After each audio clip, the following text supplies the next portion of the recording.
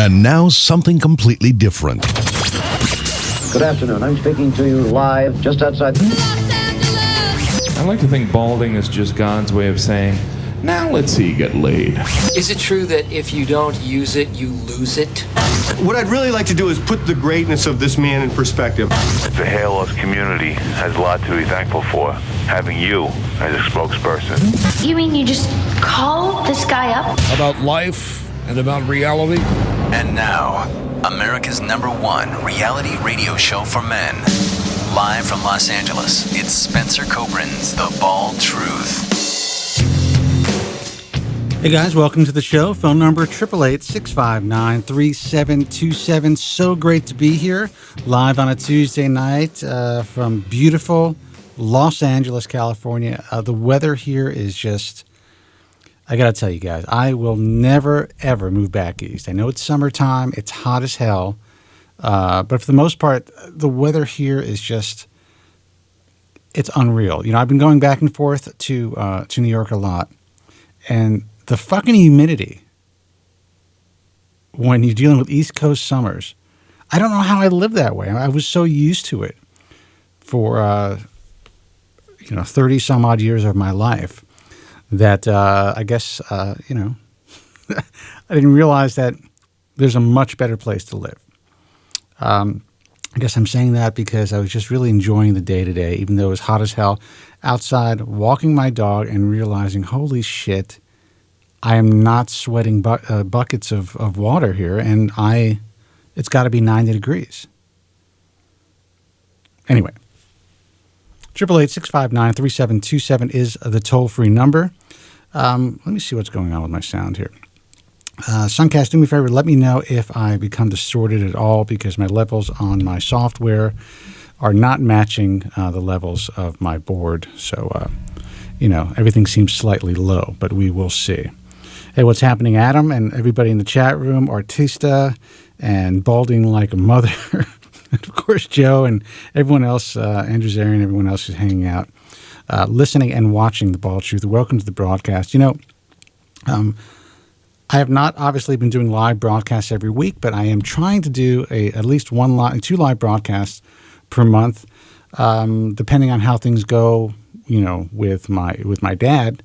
Maybe we'll slip in an extra one every once in a while. But for the most part, we're down to 2 every month. We're going to try to make them good ones. So feel free to call in. If you're new to the broadcast, don't know who I am or why I'm here, I'm a consumer advocate for men and women suffering with hair loss. I am the author of The Bald Truth and the truth about women's hair loss. And I am a guy who has been dealing with hair loss for the past, 25 years? When did I start? I was 21 years old, so I'm 48 years old now. Jesus. 27 years. And if you're actually watching me for the first time, and you say, okay, well, this guy seems to have some hair in his head. I have been extremely fortunate to be able to save a good amount of hair using FDA-approved products and praying and just having a little, genetic luck as well.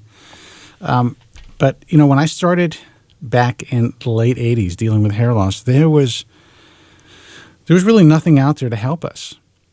I'm talking pre-Rogaine days, when minoxidil was basically, being prescribed off-label, and it was being compounded by,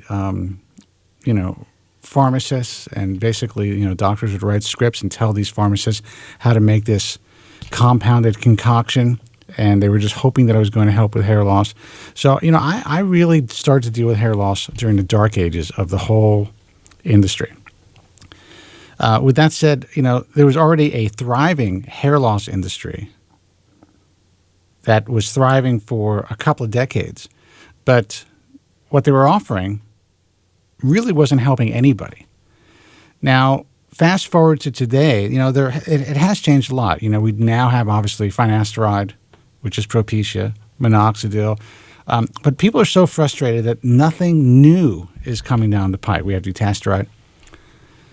People are so frustrated, and they're voicing their frustration via email to my staff and on our message forum, which I read today. that there really isn't much going on in the way of new treatments, new treatment development.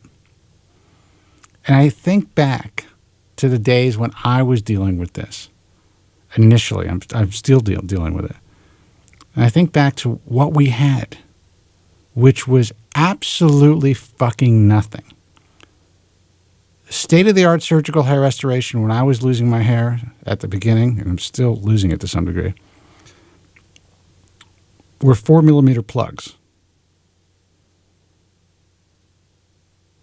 Follicular unit transplantation was in its infancy. When I started to actually research for my book, my first book, The Bald Truth, there were 5 guys doing it. And by the time I finished the book, there were 11 guys in the entire world who were performing pure follicular unit transplantation using strip harvesting and dissecting grafts under a microscope. That was it. But when I was 21 years old, if I decided to do something about my hair loss then, if I would have gone under the knife, my life would have been destroyed. So when I think about these guys, these young guys who are out there bitching and moaning about what is available today, and I just have to shake my head. I think to myself, God almighty, you guys are so lucky. So lucky. You know, I had to wait 4 years before I was actually able to treat my hair loss, because there was nothing to treat it with except for the bullshit that I bought through infomercials and through the back of magazines.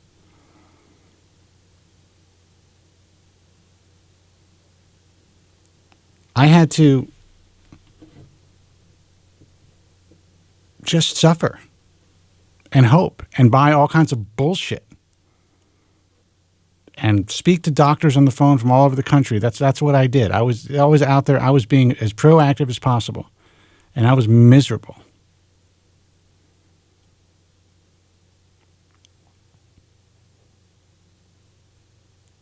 But if I would have started to lose my hair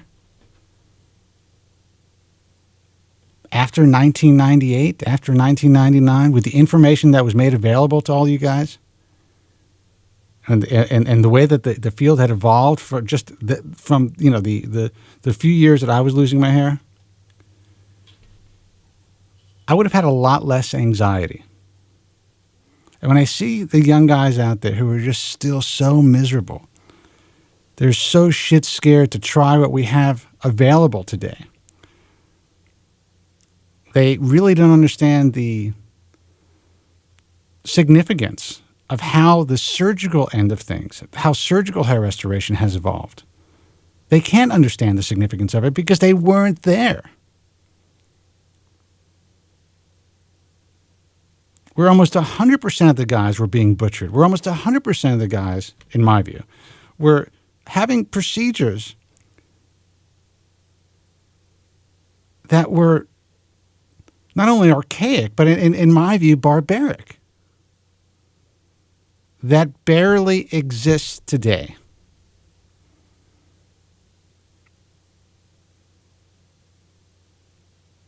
So pull up your big girl panties and fucking realize what you guys have. None of it's perfect, but it's so much more. And I believe it's only going to get better.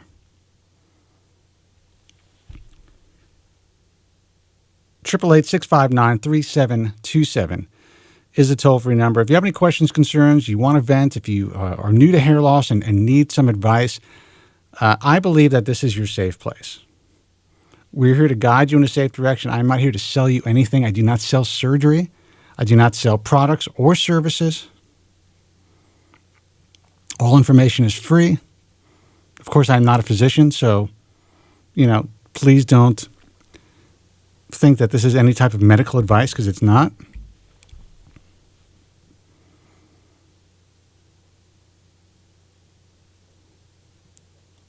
But the advice that I give you and the advice that comes from our regular callers and regular guys in the chat room, and You know, it comes from experience. It comes from being in this industry for the past 15 years and knowing, without sounding obnoxious, just about everything that someone needs to know to safely navigate through this industry. You're going to see all kinds of shit online. You're going to be faced with, you know, if you use Bald Truth Talk message forums or any other forums out there, you're going to be faced with so much bullshit, so much misinformation. You're going to be confronted with doctors who come on the forums and, you know, utilize the forums who may or may not be trying to sell you a bill of goods. We try to allow all conversations to kind of evolve on the forum within reason. But, you know, you take it for what it's worth. The guys who understand this industry are going to tell you, and the guys who know really what's going on with the gray label stuff, the black label stuff, the off-label stuff, the doctors who are making all types of claims, who really understand what's going on, they're going to tell you that there's only a few things that you could actually do to help yourself with your hair loss. And not every treatment works for everybody. A lot of you guys out there will never have success with even the best treatments. That's just the way that it is. You may never stop your hair loss using finasteride or dutasteride. Hair transplantation may not be for you. And for a lot of guys, it's just not, for many reasons.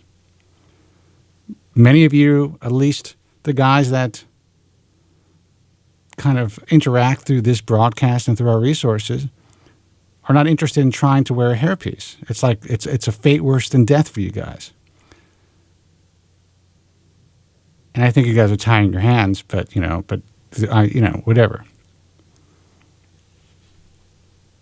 So some of you guys are just going to have to man up and deal with it and shave your head. Now, I'm not saying that's easy because I'm not equipped to do that. This whole situation fucked me up for like a large portion of my adult life since I was 21 years old. And to this day, I'm still screwed up over it. I have a ton of hairspray on. I paint the back of my head. I am trying to save every fucking hair in my head.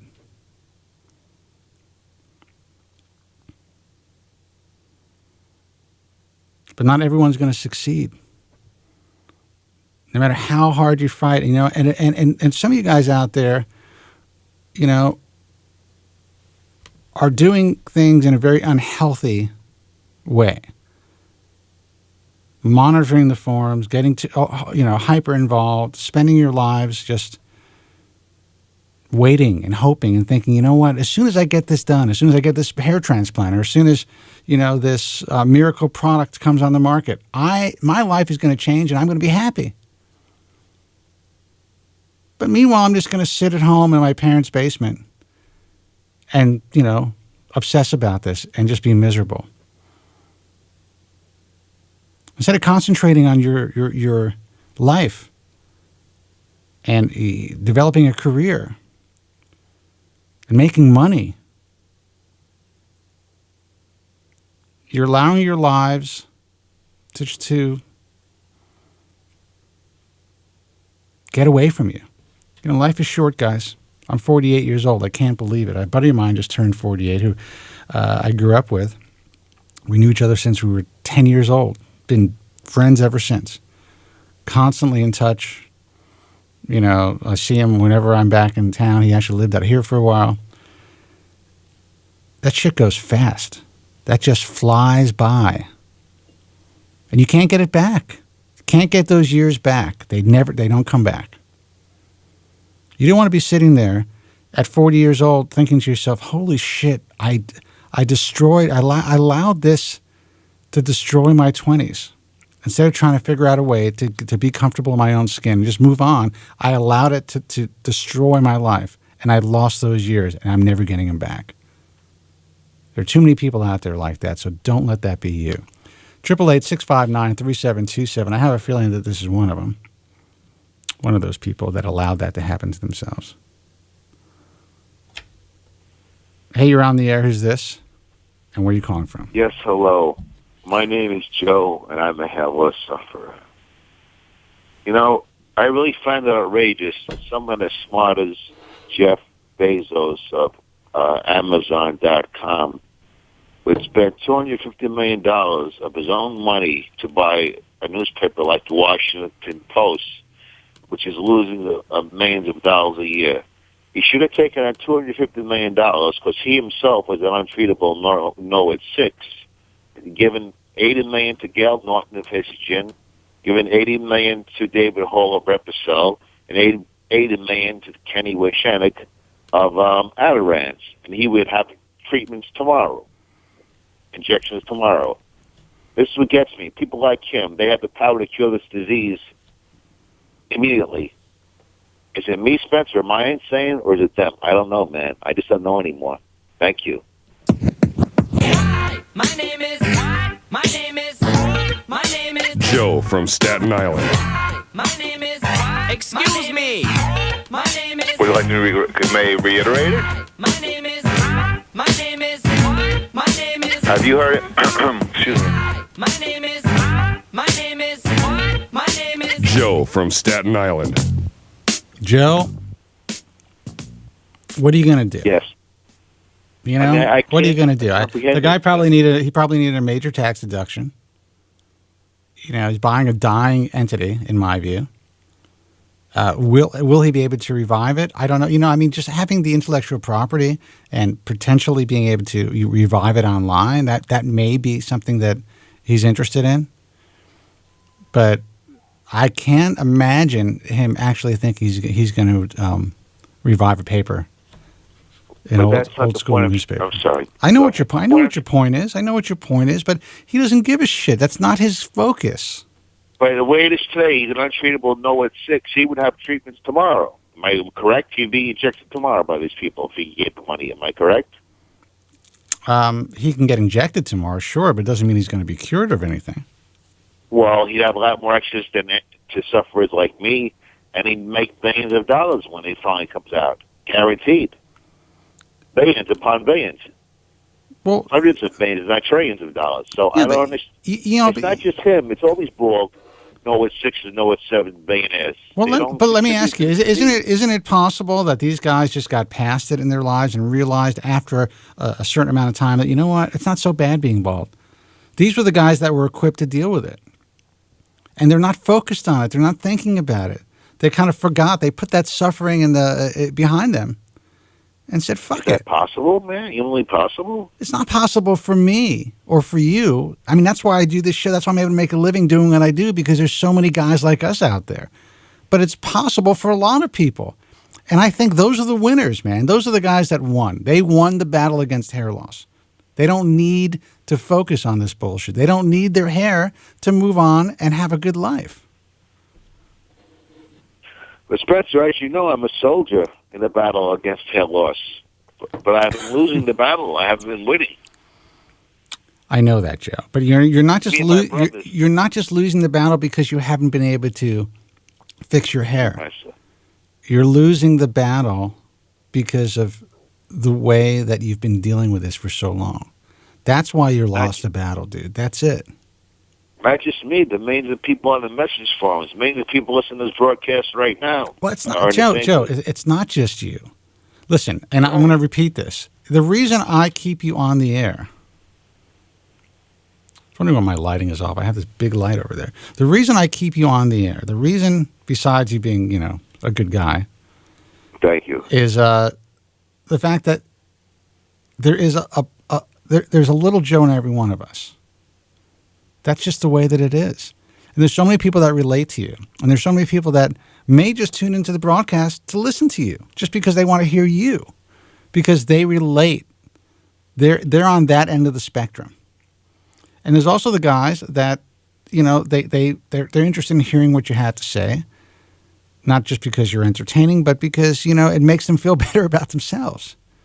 So you have a purpose, and it's actually a significant purpose in the hair loss community. And, you know, you get a lot of shit from, you know, a certain segment of the hair loss population who listens to the broadcast. But I think for the most part, your presence on this program, you just doing what you do, has helped more people than you can imagine, Joe.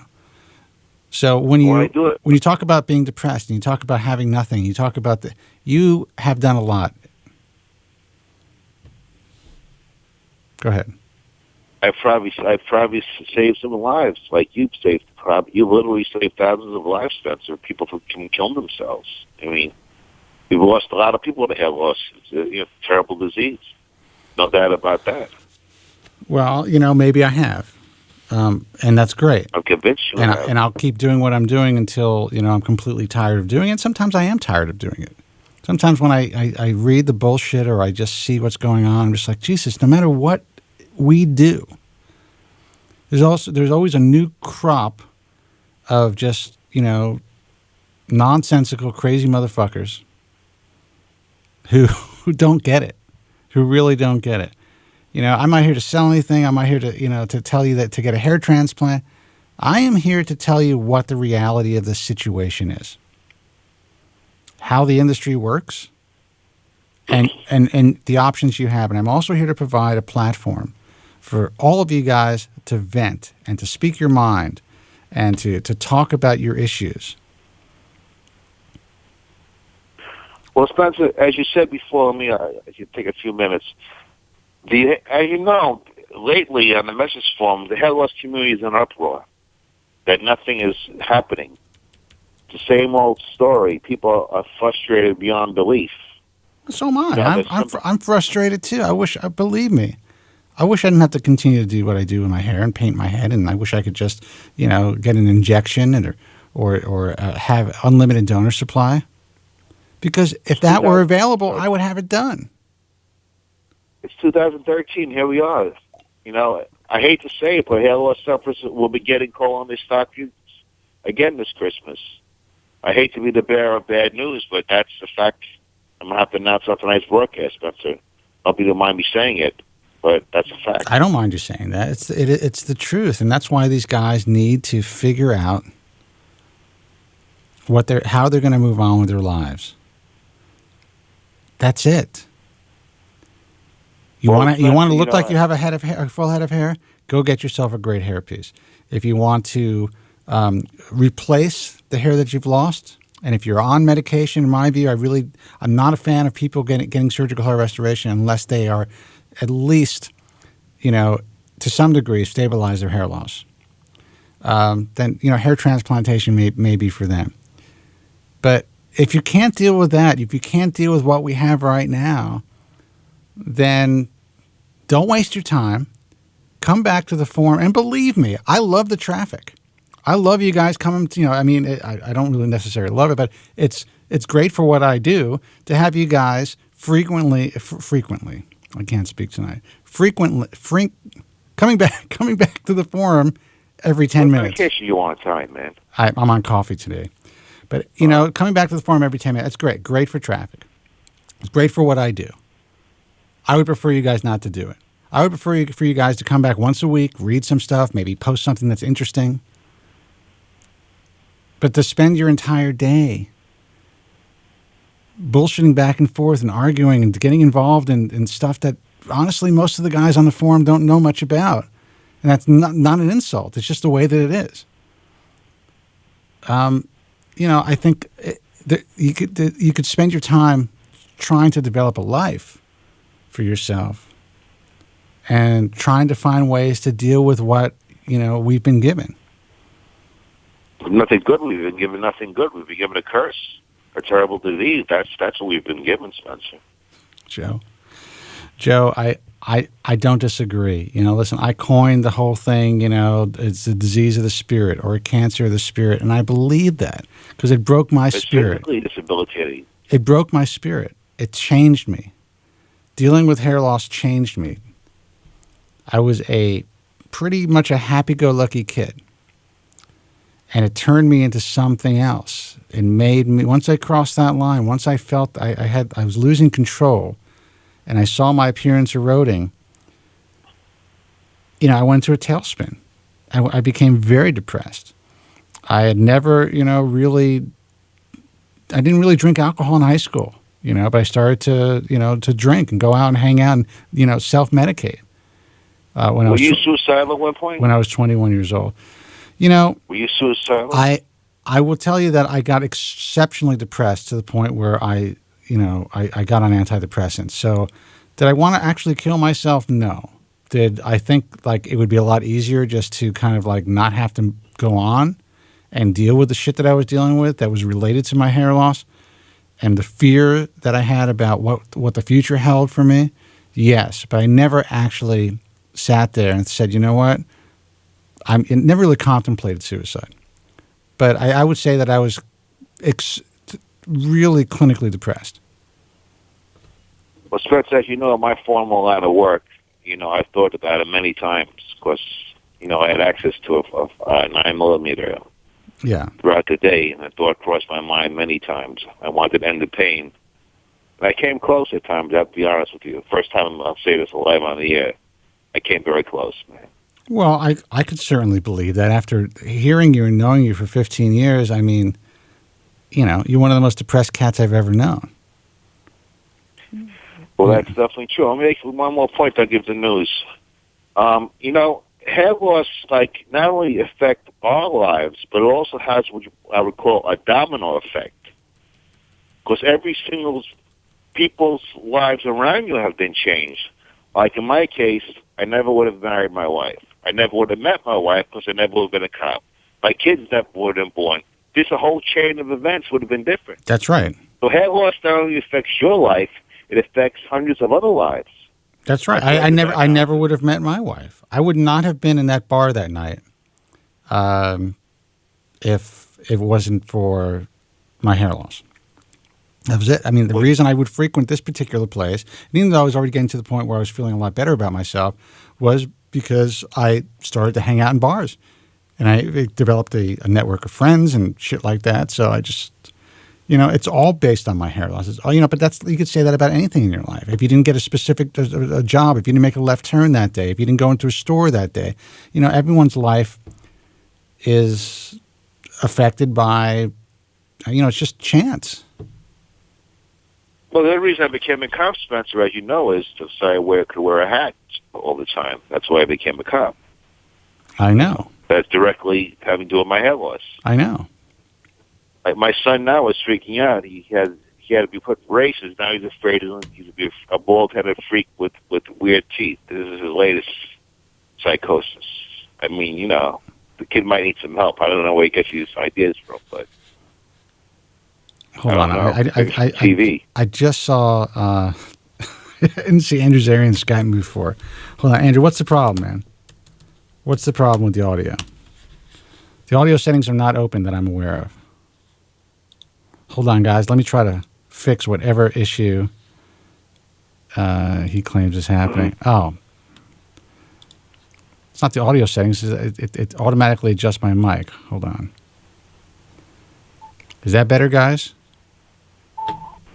I don't hear you on the computer, Spencer. All right. Well, guys, let me know how I sound on the computer because my mic was automatically adjusting, so that means it was going up and down through Skype.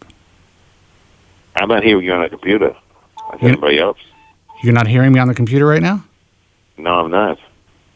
Adam says it's good. Computer. They hear it? All right, so maybe it's my computer then.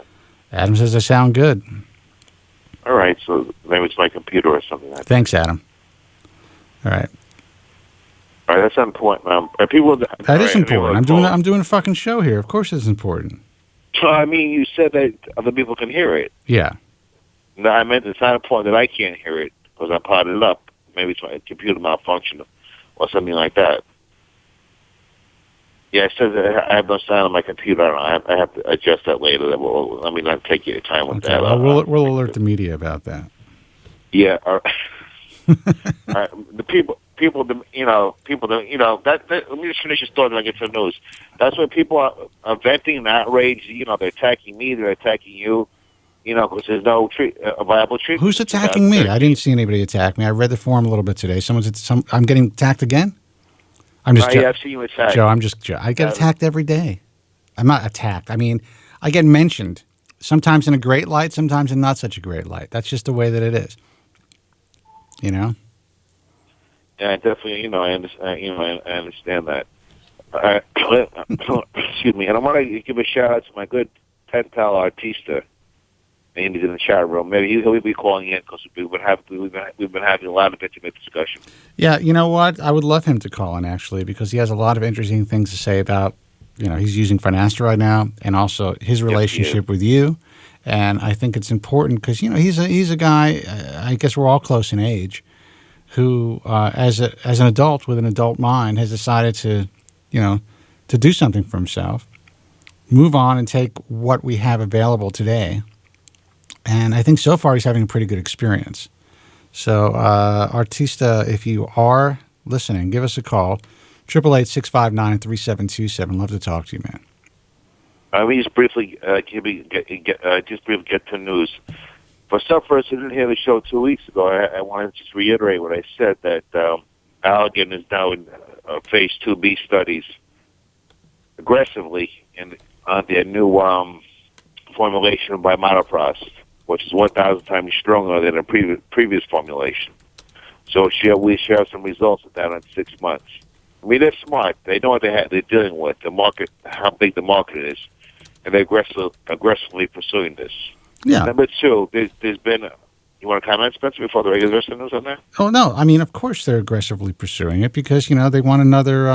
We want another. They know what another FDA-approved product will do. There's so many guys who are so shit scared to take Finasteride that the market is it's wide open again. It's like nothing exists basically in the market. So I mean, it's either old school minoxidil or the poison that these guys think, which obviously I don't feel that way. That's Finasteride. That's the choices as far as what's FDA approved. So, I mean, these guys, Allergan is going to make a fortune. So, of course, they're pursuing it. It doesn't mean that it's going to be exceptionally effective, though.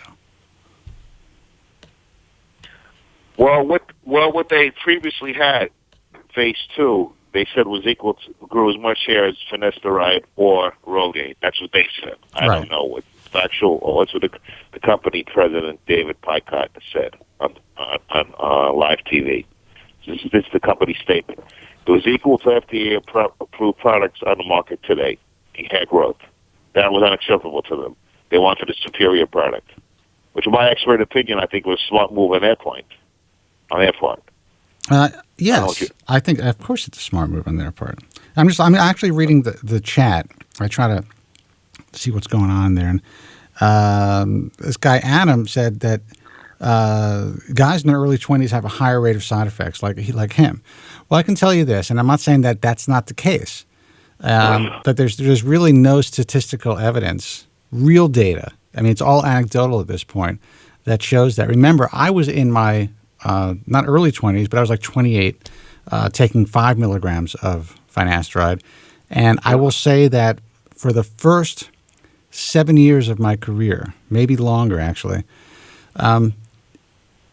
you didn't hear about these adverse side effects. You heard about the stuff that you heard about and we saw in the clinical trials, but it really didn't. These things really didn't start to come up until about 2005, 2006 online. Now, before that, you have to understand that I was on national radio.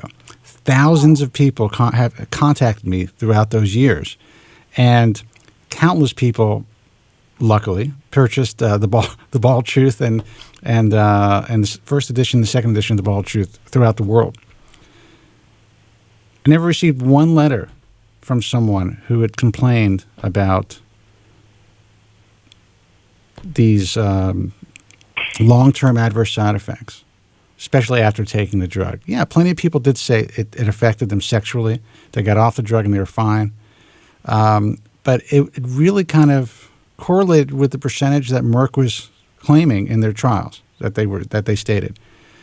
But in the last 4, 5, 6 years, all of a sudden things are popping up online, and it seems like every young guy is suffering with some adverse side effect. Yes. It seems like it's happening almost immediately as soon as they take the drug. I don't know why that's happening. I don't think they've changed the formulation. Thank you. But, who knows? I mean, is there a nocebo effect or a placebo effect, that might have something to do with it. I know, honestly, that if I would have read all the horror stories before I treated myself, if the internet was not in its infancy and all this stuff was out there, I never would have popped that pill. I would never be in the position that I am today. I never would have written The Bald Truth, and I wouldn't have this program. So I understand the fear. It's very real. I would not want to take something that seemed as scary as finasteride.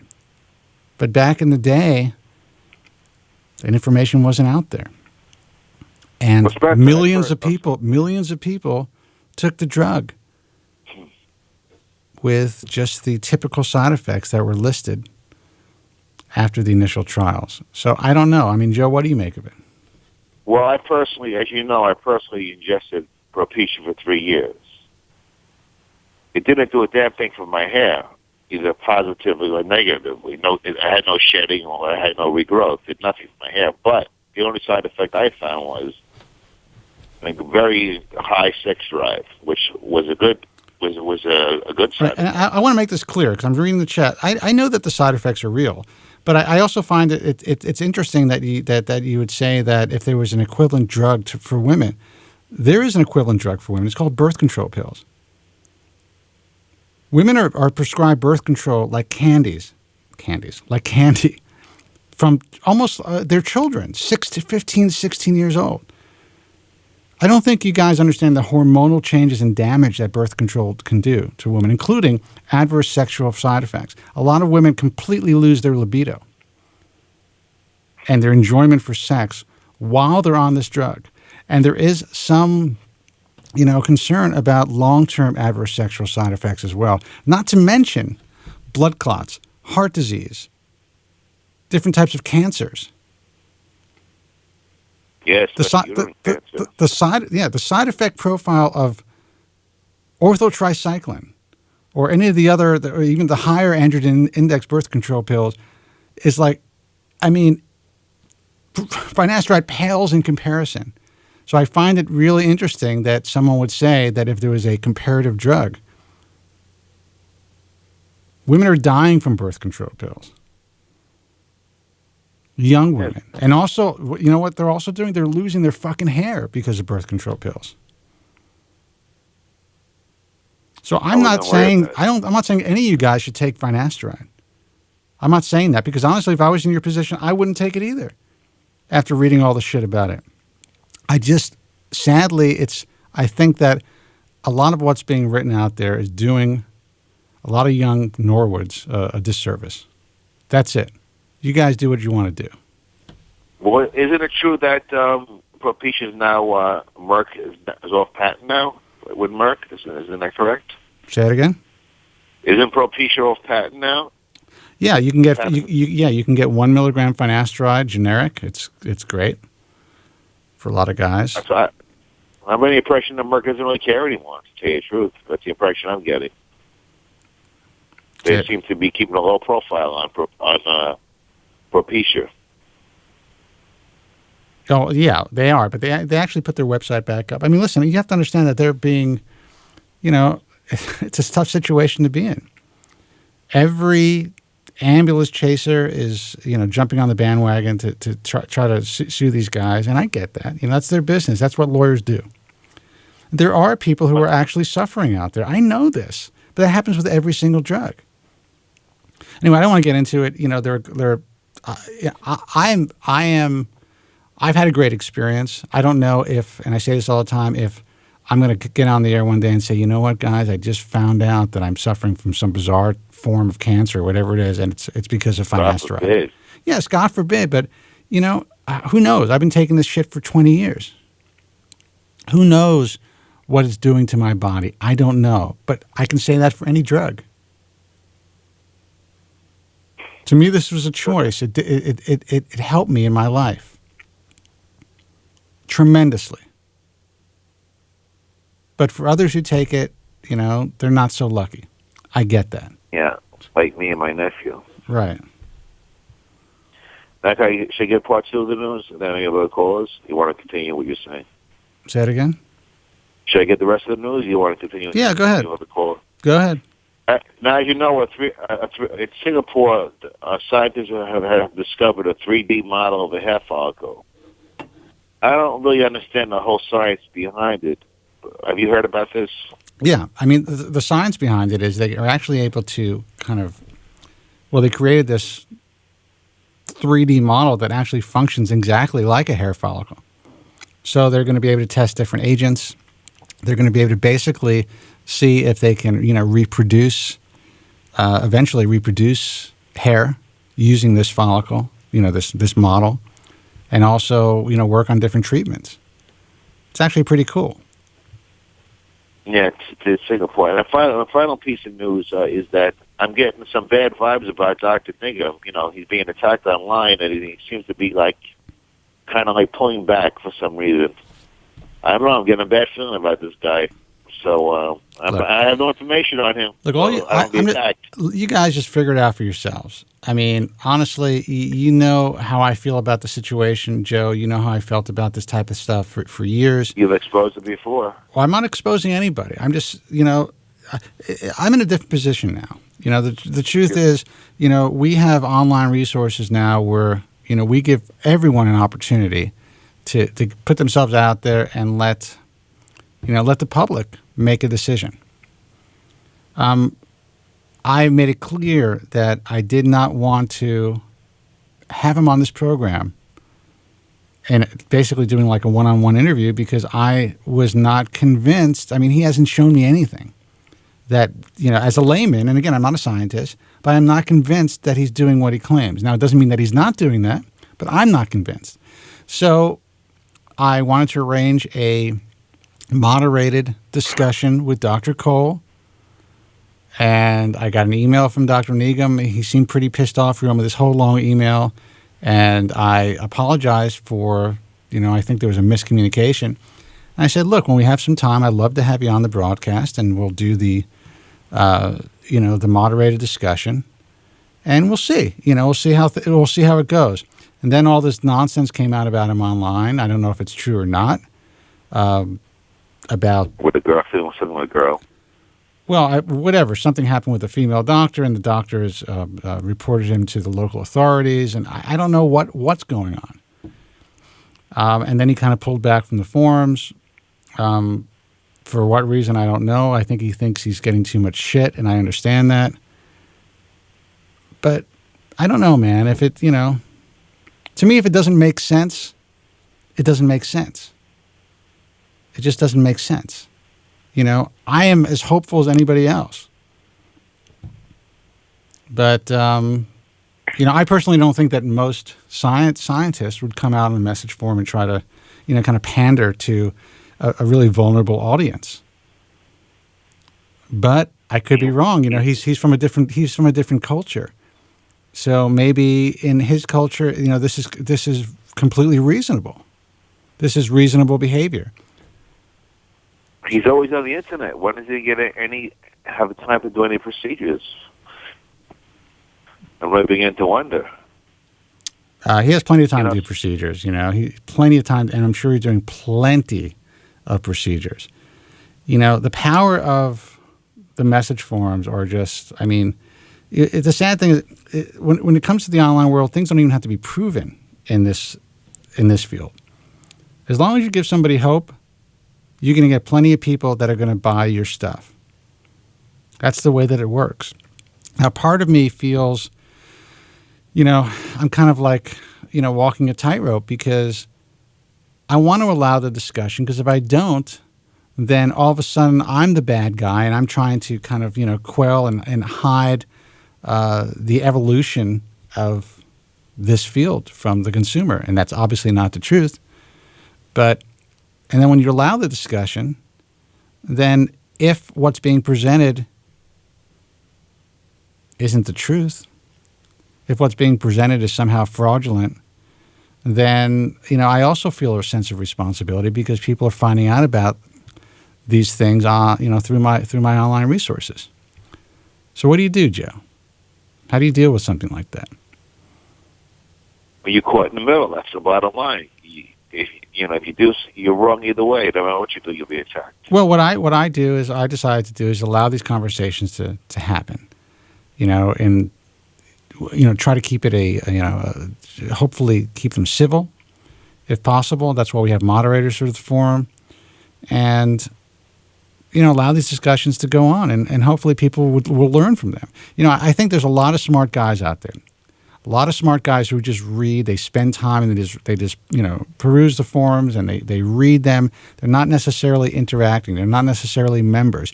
For every member, there are thousands. For every member that's posting, there are thousands of guys who are reading what's going on. I think most people are smart enough to realize that, what's legitimate and what's, maybe questionable. At least I hope that's the case. But then sometimes when I read what's going on with these, like I did today, I took the time to read the forum before the show. I read what goes on sometimes, and I see these young, desperate guys. I'm like, shit, it just never changes. No matter how much information you give people, it's so difficult for them to decipher the truth because there's so many. It's just getting worse. It's because there's more confusion out there. I've never seen anything like it. I can't even comprehend half the stuff I read. That's true. That's true. I'll say one quick thing. I know you love calls. You remember a while back, certain people in the audience already shipped me off to India. They demanding that I go to India. Remember? And you discouraged me from doing it. Look, I get injected by Dr. Negrum. They were demanding it. Well, Joe, you're a friend of the show. You're a friend of mine, and I wouldn't want to see you get harmed in any way. Well, I definitely, appreciate that. I mean, don't you think if the guys that are claiming that they're regenerating donor supply, and the guys that are doing hair doubling, don't you think that if I knew, that if I really believed that this was happening, and I have an open mind, I want this stuff to be to come to fruition. Don't you think that I'd be on a plane tomorrow to get this done? Even if, for some crazy reason, I wanted to hide it from the public because, there are certain people out there who believe that I want to, keep the hair loss industry the way that it is because I'm making so many millions of dollars, whatever they're thinking, If that were the case, I can pay somebody off, have it done, and walk around with a completely full head of hair, never have to paint my head again, and no one would be the wiser. Don't you think I would get that done? Don't you think I would bring you down there, Joe? Well, you could call me up on my private number. I would never tell anyone. You know that. We get on. I'd fucking charter a plane. We drink from here to, where is he? Where's he located again in India? Mumbai. Yeah. We'd be loaded. We'd have the best fucking time. We'd go there, get our hair doubled, come back. No one would know. Well, I didn't mind quadrupled. I'd close up shop. People would go on the forum, they come on the Bald Truth, there'd just be like a picture of me fishing. With like a caption, gone fishing, motherfuckers. And that's it. I'd be out of here. Well, it's true. A lot of people... Go ahead, I'm sorry. No, go ahead. A lot of people in the chat room were saying that excessive masturbation causes hair loss. Is that factual, Spencer? It's the first time I'm hearing this. Dude, I wouldn't have a single hair in my head if that were the case. So should I stop doing it? Dude, come on. Listen, I know there are a few people out there that honestly believe that, and that's fine. You know what? Whatever. I don't personally think that that's the case, and I don't think there's any real data that, or consistent data that shows that. I've read what some of the guys in the forum have sent me or have put out there. And yeah, on the surface, I can see how some people can believe that. But, whatever. If that's the case, then I'll just glue on a wig. Whatever. I like having sex. I like spending time with my wife and, as often as I can. When I was younger, my mother caught me in the bathroom doing it. And she said, Joseph, that can make you go blind. Don't be a bad boy. She said. And she gave me a towel to clean up the mess. Well, I'll tell you a story. My mother found, back in the day, Hustler was like the most vulgar magazine you can possibly have. Yes, I have that. Now, I told you, I was at my barber a couple of years ago, and he has a drawer full of like Playboys and Penthouses, and I happened to pick up a Penthouse, which I hadn't seen in like 20 years, and there's like hardcore sex in it. I couldn't believe it.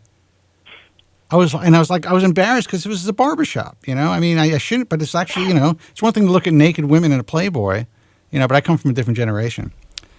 So anyway, she found the Hustler, and she she didn't even know how to deal with it. She thought there was something wrong with me.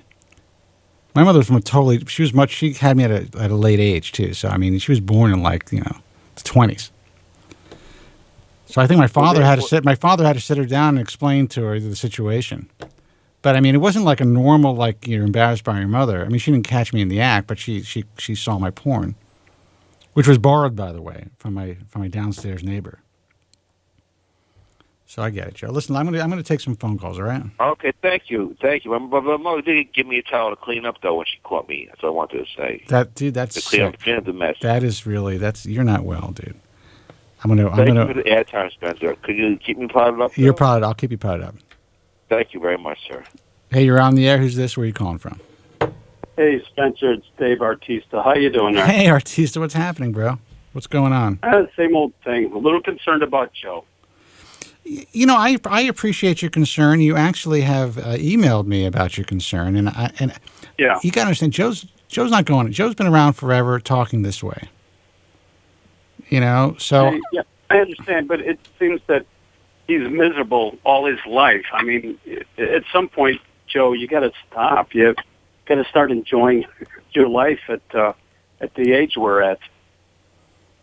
Well, I don't know. Joe, you're on the air, by the way. I don't know if Joe is capable of doing it. He's really, not only does his mind not allow him to do it, he also has a real stubborn attitude about it.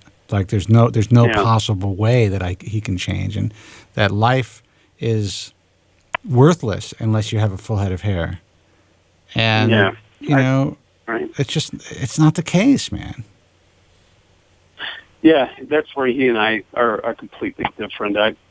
I've already told him that I was thinking about shaving my head, and he told me I shouldn't do that. I advise you against it, Artista, Dave. Yeah. But why? I don't want to do something like that. But how do you know how you would? Do you think you would look that bad? I don't. I'm willing to find out. I'm willing to find out to see what I look like with a shaved head. We were on vacation recently. Up in the Dells. So my kids and I were in the water park. My wife was there, and I saw guys who had shaved their head because they were losing their hair. Right. And they seemed a lot more comfortable than I was sitting there with some of my hair. Well, because that's just, if you get to that point, and believe me, I don't know if I could ever do it, but if you get to that point, then it's just like, fuck it. This is me. I've shaved my head. I don't have to, these guys don't have to worry about the wind. They don't have to worry about getting their hair wet. They look the same as when they go to sleep and when they wake up. There's no difference. Mm-hmm. And especially if they've been living with it for a while, then, who's better than them? They win. Yeah. They conquered their hair loss, man. They conquered it. You're concerned. Are you there? Yeah, I'm here. Yeah. And guys who, can you hear me? Yeah, I can hear you. Guys who, a couple of guys just hung up. Guys, I'll get to your phone calls in a minute, so feel free to call back. 888-659-3727. Hey, let's get the Finasteride. All right, let's do it. Now, as you know, I'm taking it, and I'm on my 13th day now. Mazel tov. And thank you. No side effects as yet, and I feel positive about using this. I think I already told you. Well, I think that's great. And, listen, if this was 10 years ago and you told me you had no side effects, I would say, well, you've gotten past that hump. You're never going to have side effects. Now, in today's world, I can't say that because there are people out there who have for whatever reason, have been on it for a long time and then say they have side effects or they believe they have side effects. I guess that's a possibility. But I need you to know that at least for the first 7 or 8 years of my career, you never heard about that. And I was being contacted by just as many people as I am now. So, I just think, in my view, I think you're going to be fine. But again, I'm not a doctor. My doctor, he didn't give me the number, but he had plenty of patients that he had prescribed finasteride to. Right. The same reason. And he told me there was no major, with any of them, no major side effects. Well, yeah, and you know what? If you speak to the guys, the hair transplant surgeons, the guys that are prescribing it day in and day out, I mean, they'll tell you the same thing. There's only a handful of guys out of, a lot of doctors who were polled. I forgot how many doctors who were polled. This wasn't too long ago, but like a year ago. I think there was only one case of someone complaining of long-term adverse side effects after they stopped using the drug. These guys aren't making any money prescribing this drug. Believe me, the vast majority of doctors that prescribe this drug just write a prescription and they make no money from Merck. Right. So for the guys that think that, the doctors are prescribing because they're getting kickbacks and they're making money from Merck, that's not the case. Maybe once in a blue moon, like with any other drug that's being prescribed, maybe these guys will be taken out to lunch by a drug rep. Or they'll bring lunch into the office for everybody. That's how these companies work. But that's not why these guys are prescribing it. They're not prescribing it for a free fucking lunch. Because they know there are some positive effects for some people. Yeah. Well, all I'm saying is that I just kind of wish people would look at the reality of the situation and say, okay, look, people have side effects. You need to know about these side effects. If you don't want to take them because of the possibility, then you don't take it. Right. But what I hate to see is that when people are having a positive experience, like yourself, especially online, there'll be a crew of people that will try to bring them down and say, you know what, you are killing yourself. Something's going to happen. And they'll put it in the mind, and especially for these young, vulnerable guys, that could really fuck them up. And then, you know what, they end up having side effects. And just by that suggestion, these poor guys end up suffering when they might not have suffered at all. That's what bothers me. Right. Not that there's a debate. Go ahead.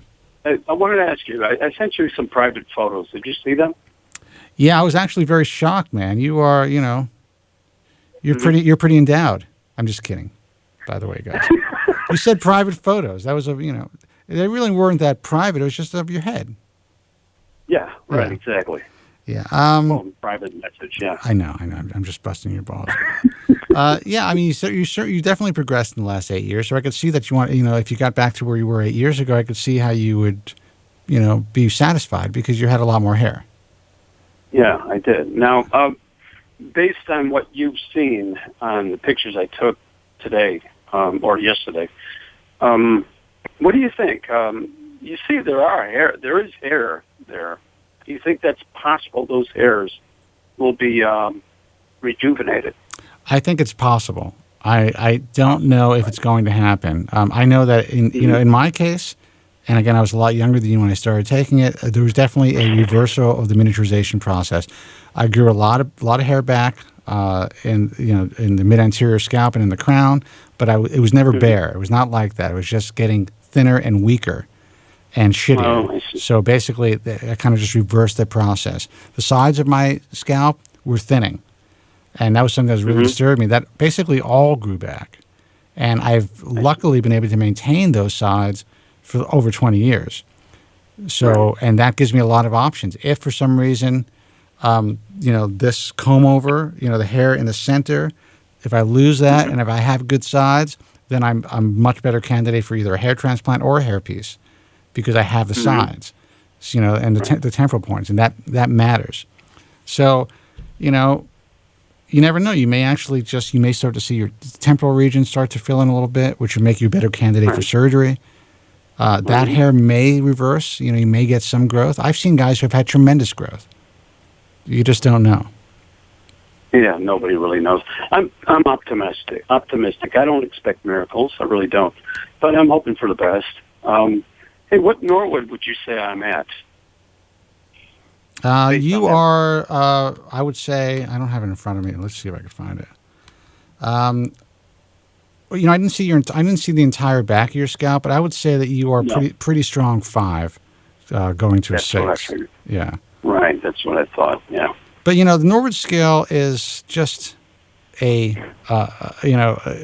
just gives you examples of the basic patterns of hair loss. Not everyone, I believe, falls exactly in that pattern. Some guys have a Norwood 5 pattern, but they have a really strong frontal forelock, but it's really far. It's really far back. Or some people just have kind of like a weird recessed hairline where half of it is like very high, and the other kind of like a James Wood situation where the guy never lost his hair, but like half of his head is like a Norwood 3. Yeah, go ahead. Go ahead. How many graphs would you say that you've studied Artista's pictures in your expert opinion that he would need to achieve to get some type of coverage? Because he's interested in hair transplantation. Yeah, good question. Good question. Thank you, Artista. I'm sorry, I was just reading the forum. What was that again? You studied Spencer. You've studied Artista's pictures, Dave's pictures.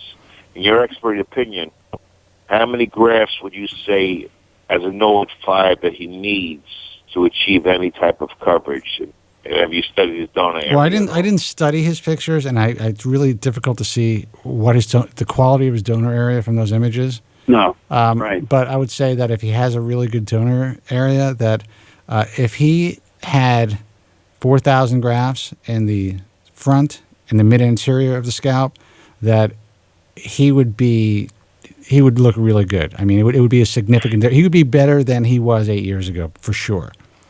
Well, if it brought me back to how I looked in 2005, that would be fantastic. You saw the picture. I'd be happy with that. I think you would have probably a stronger hairline if you wanted one. And, I have to see what your temporal points look like, but you may need some more to fill in those temporal points. But you can get to a point where you can comb your hair back. You're going to look like a guy with an age-appropriate amount of hair who's not really bald, who's just kind of like thinning a little bit. And it, depending on how they pack at the front, I mean, it could look really full. So, I mean, you could. I mean, it depends on what direction you want to go in. I could live with that. Now, how about you, Joe? What if you were able to get a hair transplant that did the same for you in that respect? Well, let me explain something to you. I don't know if many of the people don't really understand this. So Spencer knows that I have had previous surgeries, and about 80% of my donor area is depleted. This is a big part of the problem today.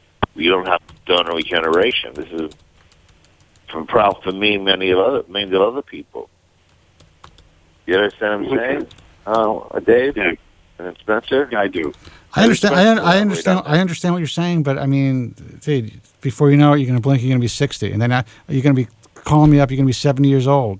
Where'd my life go? Yes, exactly. And that's it. You know. I mean, you know what? I'm going to go out. I'm going to enjoy my life with wearing a can of hairspray and paint on my head, and I'm going to go out and I'm going to have fun. And if God forbid, if common law leaves me or something happens to her, I'm going to go get myself another young wife and enjoy my life for as long as I can. As long as I can walk and breathe and fuck and drink and and make money and have fun and, help my family and help people, I'm going to do it. And I'm going to do my best. Listen, I look in the mirror and I sit there and I'm putting this mirror, over my head and I'm painting my head. I'm like, this really sucks. This is it's a disguise. This isn't the way I really look, because I have to really dummy it up to make it look as good as I can. And I feel grateful that I can do that. But I don't dwell on it anymore. It's kind of like, all right, it is what it is. It is what it is. It is what it is. And that's it, Joe. Yeah. Dave Artista is 55. We're corresponding. I'm carefully dissecting his emails, and I cannot reach a conclusion to exactly what he's what direction he's going in, what he's trying to do, what his goals are, what he's trying to accomplish. I can't, Well, you have to understand that he's obviously not completely, Dave, and tell me if I'm wrong, you're obviously not happy with your current hair situation, but you've figured out a way to move on, to go on with your life. You're married, you have a family, you live a normal life, you have a normal job, you're successful in your job, but you'd rather have hair. Yeah, when I go out of wear a hat, that's uncomfortable. But I have been moving on with my life. I've not allowed the hair to stop me in my tracks. Right, exactly. And that's the difference between you and obviously Joe, but so many other people out there. And that is, I mean, that's what's important. That's you know what, a lot of people, even if it's not their hair, they're unhappy with the way they look, or they think that they're too fat, or they have, man boobs, or, whatever. Things fuck them up. Yeah. Well, I have man boobs. Jesus. Listen, I'm gonna take another phone call, guys.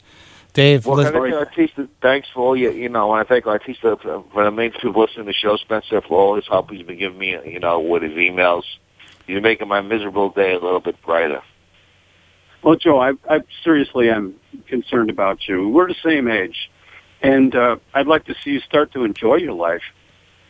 I'm in the same boat. I mean, I shouldn't let the hair thing stop you in your tracks.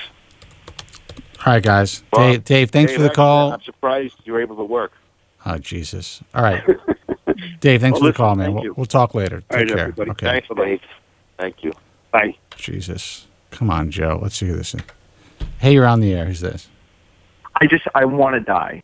Why? This show. What's going on? One more thing. Oh, yeah. Well, that's Joe. I'm mad at Joe. No, what's going on? I see there's some trouble. I see there's some trouble. There's some trouble in your chat room. Jesus Christ. It's getting crazier and crazier every day. Well, here's the good news. Not only has this is this a hair loss show, it's a mentally ill show. Well, and dude, it's always been that way, dude. And then this is the thing, and if it were up to me, I would not have a chat. And that's what I told you. I mean, I thank God that this is not my chat. I thank God that you own the chat, you control the chat. I don't get any shit about the chat because it's not my chat. Jesus Christ. And you know what's funny? Ratty is now the good one in the chat room.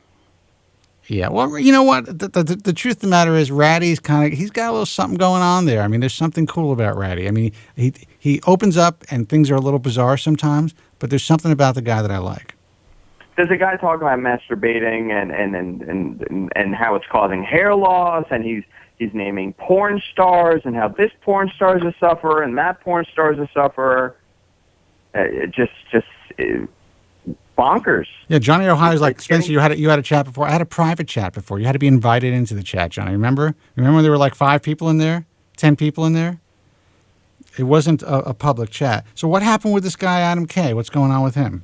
Why'd you have to kick him? Well, I kicked him because I kicked Joe, because Joe, of course, said that hair loss is worse than cancer. Right. So I kicked him. All right. And then Adam, defended him, so I kicked him.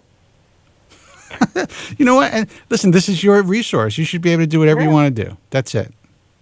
And then they're yelling at me because I'm not letting them speak freely about their depression. Oh God, guys, listen. Jesus Christ.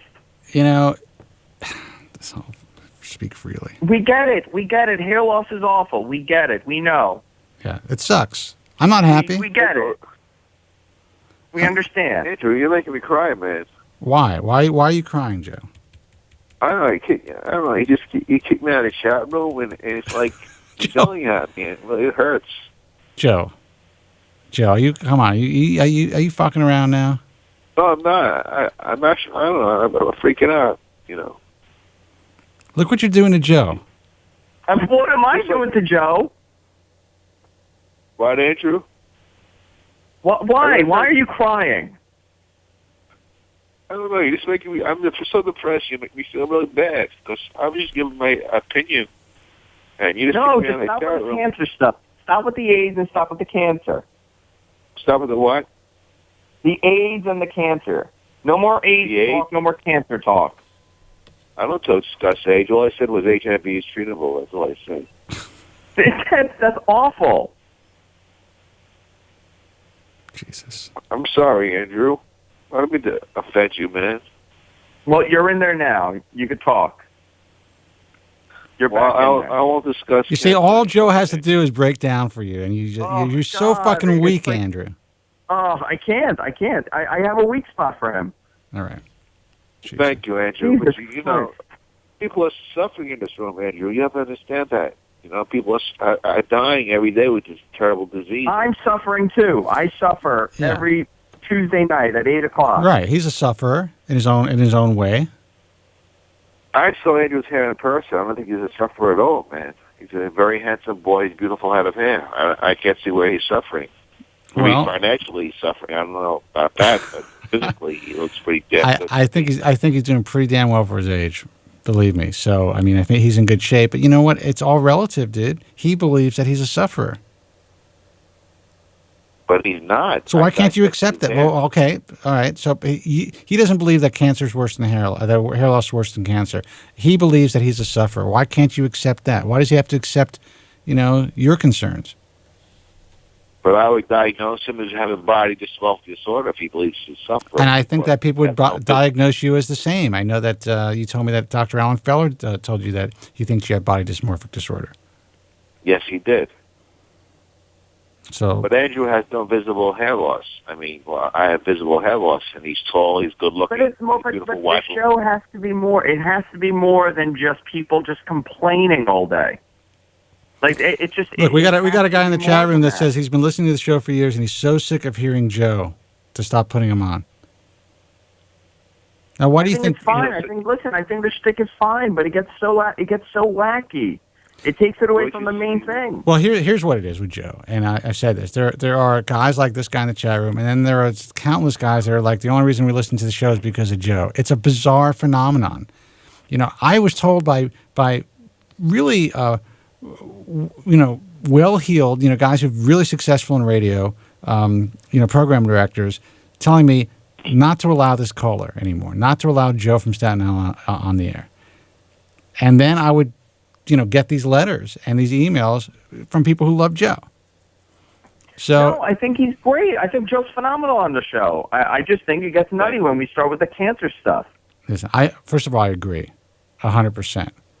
I agree 100%. So, but and you guys understand something. I'm a man who can't leave his bed because of this disease. But by your choice, you choose not to leave your bed. Your legs work. Would you say? I can't hear you. I'm sorry. What did you say? You're choosing not to leave your bed. The only job I have is being Spencer's sidekick. That's the only thing that keeps me alive. Jesus Christ. Well, and my millions of fans. That's what keeps me alive, Andrew. Without that, I'd be dead. I'd probably end it all. And what do you think? How do you think that makes me feel? What kind of fucking pressure is that, Joe? What are you going to do when Spencer calls it quits? When he's done? Yeah, I mean, what's going to happen? I mean, I don't want to do this for the rest of my life, and there are times, and I've told you this, and we've spoken about this, where I'm like, you know what, I'm moving on to different things, and I don't really know if I want to continue to do this, and sometimes I just feel like retiring. I'm at an age now and in a position in my life where I can make these decisions. And what am I going to continue to do this just to save Joe from Staten Island from, jumping out the window because he wants to be on the show on Tuesday nights? Well, maybe Andrew could give me my own show. Me and him co-host it. I have a feeling that's not going to happen. I don't know. It's up to Andrew, though. What? What am I doing? When I retire, he wants his own show. Oh God! Is that possible, Andrew? Yeah, so you will have your own show. Well, I think the only way you can actually get some. I mean, I don't know if you can do the hair loss thing, but maybe something like in the transgender world might work. No, I'm a hair loss expert. I'm also, I would say they want to quit, so we get on that topic. I also have a new vice. Online, I've been studying hermaphrodites. I'm really enjoying watching hermaphrodite porn. All right, Andrew, thanks for the call, man. I'm gonna take a break. All right, I'm going to jump off my second floor. Yeah, I'll see you in the afterlife. All right, take it easy, man. Thanks.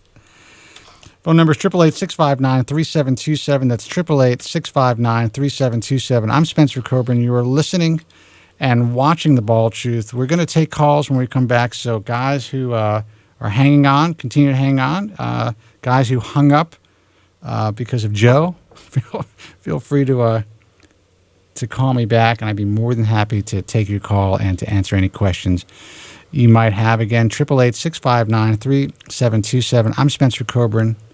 We'll be right back after this. Stay with us. The man who's helping to make hair loss history. They wish to cure us, but I say we are the cure. It's Spencer David Kobren.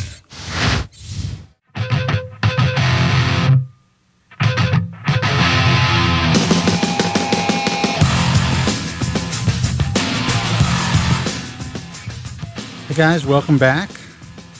Phone number is 888-659-3727. Guys, feel free to call the broadcast if you have any concerns or questions about your hair loss, if you just need to vent.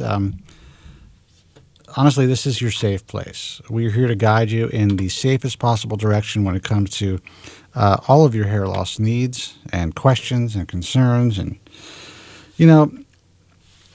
listen, hair loss is a fucked up thing. There's no doubt about it. You got guys like Joe from Staten Island whose entire life has been destroyed by his hair loss and also having bad surgical hair restoration procedures, hair transplants, which is, extremely, it's understandable for sure.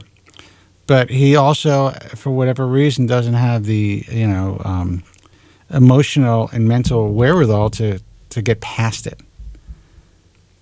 It's not easy. I'm not saying, and I am not in Joe's position. So it's hard for me to say how I would react. Because, believe me, I did not react well when I began to lose my hair, and I'm still, not completely comfortable with what I have to do as far as to make myself look like I have a full head of hair. I'm comfortable enough to talk about it. I let the world know, and that part of that, that's been extremely cathartic over the years, and that has helped me in my life. If someone happens to ask me about my situation once they get to know me or once they find out what I do, I could be open about it. I'm self-deprecating, and, part of that is, I guess, a little bit of a defense mechanism because I'm the truth is, I don't enjoy being a hair loss sufferer, but I do feel extremely fortunate that I have not, at least yet, gotten to the point where so many guys, especially young guys, are have gotten with their hair loss. I believe that I made the right moves for myself, and that includes the use of FDA-approved medication, having success with Finasteride, but that's not for everybody. Just the way that it is. Now, I wasn't going to drink any booze on this show. I've really been staying away from the alcohol because I'm trying to get back into shape and, lose a few pounds. And when I drink, a couple of things. When you drink, you want to eat more, and also your metabolism is inhibited by the alcohol because your metabolism, your body wants to metabolize alcohol first before it metabolizes your food. So it definitely is not great when you're trying to lose a couple of pounds and get into shape. But I decided I had some beer in the house. I don't feel like advertising anybody's brand at this point, so I'm using glass from now on. Hope you guys don't mind. 888-659-3727 is a toll-free number. Guys, feel free to give me a call if you have any questions or concerns. And Andrew, if you are still watching the broadcast, I don't know if you're allowed Adam K back in. That's good. I was going to say, give the kid another chance. I know it's your forum. I know that you want to kind of run it the way you want to run it, and I appreciate that. And I'm not going to tell you what you need to do with your business. But he seems like a good kid who's just, kind of wants to participate. So give the guy another chance. I'm glad that you did. And Adam, if you want to call into the program, talk about your situation, that would be great because obviously you have some strong opinions about Finasteride. You have some strong opinions about the current state of the hair loss industry. And I think it's important to hear from the young people out there, the guys, the young Norwoods, the guys that are either just beginning the throes of hair loss, or I don't know what your particular situation is. But, if you're under 21 years old, or if you're 21 years old, you're dealing with it, I think it's important for people to hear your perspective as well. So I'll give out the phone number.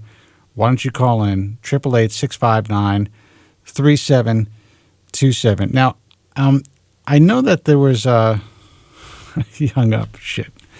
I'm not going to say who was on the line, but somebody, a big fan of the show was on the line, and they just hung up. So I'm sure they'll call back. Let's get back to Joe. Maybe Joe can tell me what was going on in the chat while I was gone. Well, nothing really. People were just, just talking. Nothing really. Nothing about you. They were just. I didn't. Did I ask it was about me? Am I paranoid? No. Well, I was talking to Jesus, my good friend, UK friend Adam. About Prince Brown, how disfigured Prince William is, and all the other type of stuff. So Adam's from the UK. Yes, I wasn't aware of that. Dude, so what time is it? It's like it's 8 hours difference. Greenwich Mean Time. Yeah, so it's like what, 2 a.m? What the fuck are you doing up at 2 a.m. watching a bald show, dude? Jesus. Well, Frank, Spencer, there's millions of people around the world who are listening to you right now. I'll tell you what. I'm gonna give. If this guy is actually in the UK, I don't see him typing. I'm going to switch temporarily to our UK phone number. It's a local call. Won't cost you a dime, Adam. So if you want to call in, call that number 0203-3724-683, or the way they say it in the UK is 0203-3724-683. I'll leave the number on the screen. I'll leave the number on the screen for a little while. I would love to hear from you. The fact that you're up at 2 a.m. How old are you? How old is the kid? He didn't say. I hope he doesn't live with his parents. Can I just make one quick remark for 10 seconds, Spencer, before you get the next caller? Dude, you could talk all you want because I lost my callers. Well, like you always bring up, I don't have the greatest surgery, but, it wasn't, I've been to the doctors, they said, was it really that bad? It's really not. Just imagine if I had really disfiguring surgery, like some people I've seen online. I think I probably would have committed suicide. I think that you would have, because you are not really disfigured compared to other guys, at least according to the doctors that I've spoken with that have seen you. So, but the way that you kind of express yourself and the way that you kind of hide your hair and your head all these years, it would seem that you were really butchered. It would seem like you had like a brandy lift or a scalp flap and several reductions, and you had some bad plugs, and then you had some not such bad mini and micro grafts, right? And you didn't have a lot of work done. I did have a lot of work done. How much work did you have done? Over 500 4-millimeter plugs. 500 4-millimeter plugs. That's still not a lot of work. It's still but I mean, your donor was decimated because it probably looks like Swiss cheese. Well, it's covered with the hair around it. I mean, yeah. Completely covered, unless you lift it up and look through it. Now, you had your original surgery was with Orange Strike. What year was that? 83, 80, something like that, 82. Jeez, I got to tell you, I am so fucking lucky, man, because I went to visit him in 87. And he sat me down. It cost me like $235 for the visit, and also he saw an ingrown hair on my in my beard line, and I was clean shaven at the time, and he said, "Let me take care of that for you. Let me have my nurse take care of that for you." And he fucking charged me for it. It was wild. But anyway, he sat me down. He said, "Look, if you were my own kid, my own son, I would say, try a few hair transplants. Try a few," he said. "If you don't like them, you don't have to come back." And I had nowhere really to put the hair. My hairline was just slightly receding. It was a little lower than it is. Well, actually, a lot lower than it is now. My forehead was smaller at the time, but it was just so hard for me to believe. I was such a young guy. And I'm thinking to myself, where is he going to put this hair? How does this make sense? And for some reason, thank God, I had the fucking wherewithal to step back and say, this isn't for me, man. This doesn't make any sense. And then when I saw what he was doing, and he showed me these grainy, like Polaroid pictures. Remember those? Yeah, he showed me those pictures too. I was like, he's like, yeah, I did this guy in 1958 and he still has his hair. I'm like, thinking to myself, yeah, but it looks like shit. That's not what I want. You know, I'm 20 years old, whatever, 22 years old. Hey, Joe, I can't take your call via Skype. You have to call the show. You have to call the line, so. Call in at 888-659-3727. Let me change. Since this English cat's not calling in, let me change the number. You want to call? Okay. No, it's okay. Joe Tillman tried to Skype in, but I can't take a Skype call. Now, you said 500 is a lot of work or not a lot of work? 500 is not a lot of work. Back in the day, it was a lot of work. 500 grafts seemed like a lot, and you probably paid, at the time, $25 a graft with Orange Trike. It cost me like $10,000. Yeah. Unfucking believable, man. And you know, I mean, the guy's got a house in the Hamptons. The guy's like revered as a dermatologist in New York City. I can't even imagine how many lives have been affected, in my view, adversely by Dr. Orenreich and his teachings and the doctors that have worked under him. And God Almighty, I think about it, and it's not that he's necessarily a bad person, but I mean, I don't know. I don't know him as a person, but when you see that work, when you saw those 4-millimeter plugs, how can anyone say this is a good thing? Well, good at the time, though. But you know what I'm saying? Well, listen, I know. Listen, I have had long conversations with Dr. Walter Unger, who is like, you know, who trained with Dr. Orenreich, and he's one of the old school guys that he wrote all the textbooks on hair transplantation. But I saw some of his work from the 70s and 80s, and I think to myself, Jesus Christ, how was this even reasonable to see people come back into your office and see what this was like? And he's a nice guy. I like him. And, you know, he's come a long way. He's evolved, and I think he's helped a lot of people over the years. But God Almighty, I remember this one guy, and I know this guy personally. He's a Canadian guy. He's a friend of my friend Raphael's, and who you guys may have seen on the show. He's my consigliere. He's my main legal advisor and friend since childhood. And this guy, his friend had the crown filled in by Dr. Unger. And I'm thinking to myself, okay, right now it looks pretty good, but as he progresses, it's going to look like a target on the back of his head. I saw the guy like 5 years after I originally saw him after the procedure, and that's exactly what happened. So I'm thinking, don't left, fill in the front. No, the front was fine. It's just it was kind of, he actually was lucky enough to keep his hairline, but it actually he filled in the crown. It worked well for a few years, and then the hairline it kind of like turned into like a moat, like a target, where there was hair in the center that was transplanted, and around that in his crown, he continued to bald, and it looks like a target on the back of his head now, and he lives that way. I'm thinking to myself, okay, the grafts looked pretty good for the time, but what about the judgment call about placing those grafts in that area? So I don't know, dude. I don't know. Listen, I think this might be Joe Tillman. I just informed him to couldn't be quite the British guy. Adam cannot call in. They wanted me to notify you that I can't get through. Why can't I get through? Did you try to call the UK number? Yeah, I cannot get through. That's weird. It's a London number, so you should be able to get through. It shouldn't be a problem for at all, but I can put that back up. Let's see who this is. Thank you. Hey, man, you're on the air. Who's this? Spencer, it's Joe. How you doing? Joe, man, how you doing? What's going on? I'm good. What's going on your end? You know, doing a little show here. Yeah? Yeah. Did I interrupt? Yeah. No. Well, thanks for calling, man. I'm glad that you stopped by. I wasn't going to drink tonight, but after an hour on the phone with Joe, I decided I needed a beer. I just listening to him. I've already got 2 glasses of wine in me. Good for you.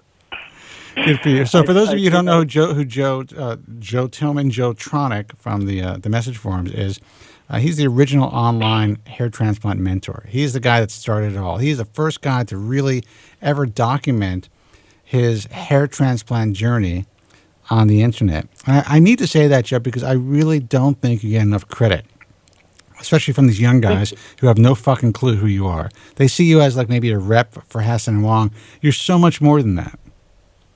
You know, I appreciate that. It's something I realized. It's kind of funny. I joke about it with Mike Furco, our guy in Seattle. How, you know, I used to post all the time as a patient. Right. Patient turned advocate. People were coming to me because, you know, like I said, I was the first to post results and document my procedure. And as time went on, and I started working for the clinic, I started to notice a transition of how people treated me from the patient advocate to just another rep. Right. You know, isn't that fucked more up? people would come in and they wouldn't realize, you know, my history.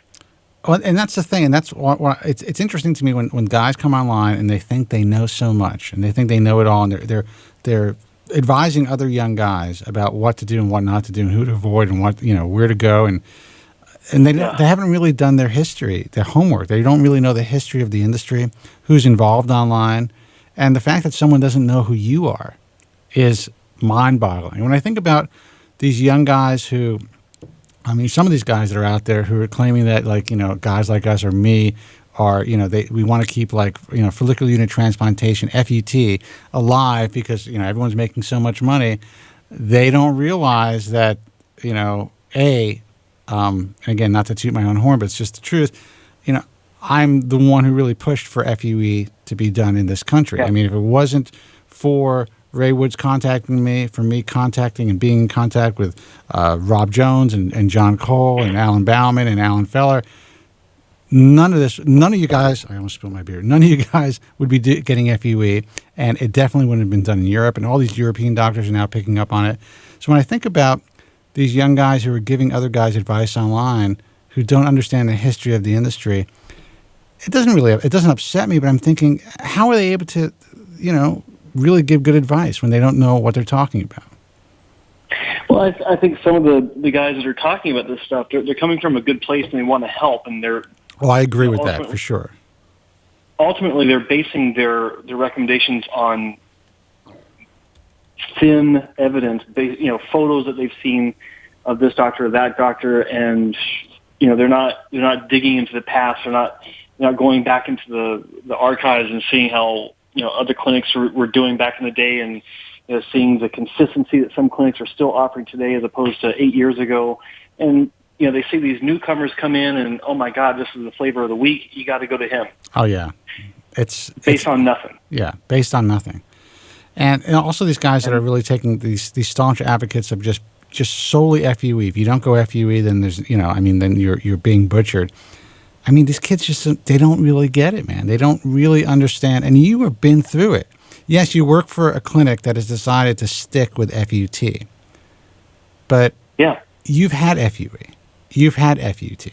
Even a guy like, you know, Spencer Stevenson, Specs, I mean, he's had both procedures. And, you know, in your mind at least, and this is what you've told me, and correct me if I'm wrong, you would not be in the position hair-wise that you are today if you would have gone straight FUE. Absolutely. And I can say confidently that no clinic in the world can say that they've ever done a turnaround like I've got with FUE. Not one. And, you know, I think we talked about this when I was at your place last year, where, you know, FUE certainly made strides, but you can't get past the limitation of limited donor. Well, now there are guys out there and physicians out there that would argue that that's not the case. They claim that you can move just as much hair via FUE as you can FUT, and you know, there are some of the guys are members of the IHRS and they really believe this, and in their practice, that's all they do. I still find that hard to believe. Well, here's the. I mean, if you want to break it down, you can move as much hair via FUE. Well, let's talk DHT resistant hair. Let's make it clear. Yeah, of course. You can actually move every hair on your head with FUE. Right. The question becomes, when does it become, when do you cross that point of diminishing returns where the donor becomes thinned out noticeably to where, you just can't keep going, else it's just going to look like shit. Exactly. It's hard to compare sometimes because it goes way beyond an apple and orange comparison, because if you have one clinic that can do a fairly high number of FUE and then compare it with the average FUT clinic, which says that the most you can get with FUT is 5,000 to 6,000 grams, a stronger disconnect in what you should believe. But you need to look at the consistency of the clinics like us and say, a couple other clinics that can do the big sessions with FUT. I mean, in our clinic, the average patient has up to 8,500 grafts over X number of procedures with FUT. Right. And you don't see that with any clinic saying that's the average for FUE. No, because you can't see that. And, no matter how many discussions I have with certain I'm